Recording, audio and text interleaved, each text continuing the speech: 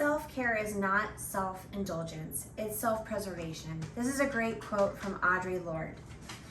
Self-care is so important. It's something that I incorporate in my life daily. One of the things that I enjoy to do is use rose water.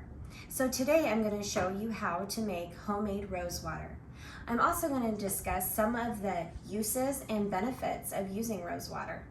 I'm able to speak about this topic today because I've researched over the last couple of years different ways of using natural remedies and recipes to kind of bring it into my own self-care. So before we begin, you'll need a couple things. You'll need 5 roses, organic. I've already kind of separated them. You'll need 1 liter of distilled water. You'll need a glass mason jar for storage, a funnel,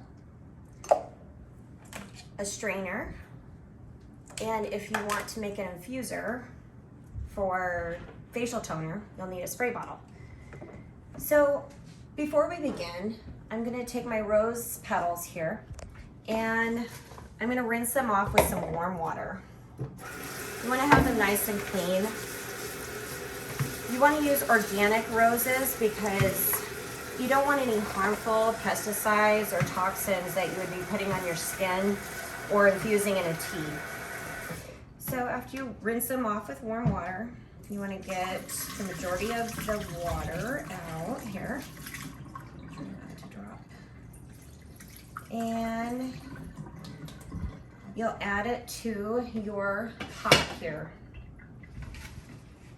You're going to notice from the measuring cups that I have equal portions of rose petals and water. Now, the rose petals will float because they're light and dense.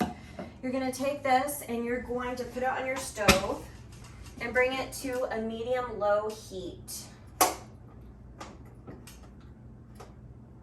Now, with time constraints, I went ahead and made a batch earlier today since I don't have 20 or 30 minutes to show the end result. So earlier I made the same roses, and after you cook it for 20 to 30 minutes, you can see that the rose petals have lost all their coloring. This was the end result. This is the rose water. People can use any kind of roses, any color. I prefer pink. So this rose water will last for about a month using the simmering method. If the color or the smell changes at all, you want to go ahead and discard it because it's no longer good.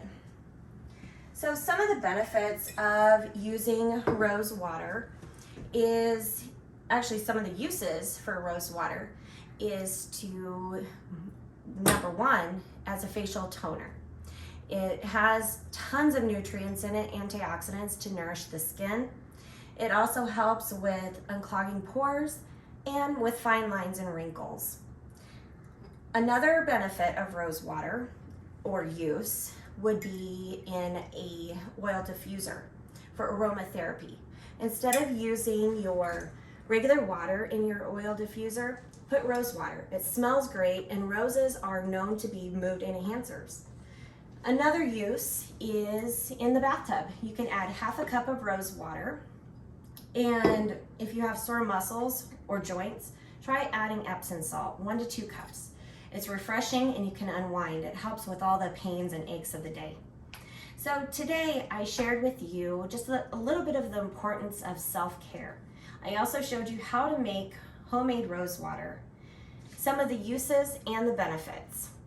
I hope you were able to learn a little bit about self-care and making rose water with me today. Thank you for watching. Namaste.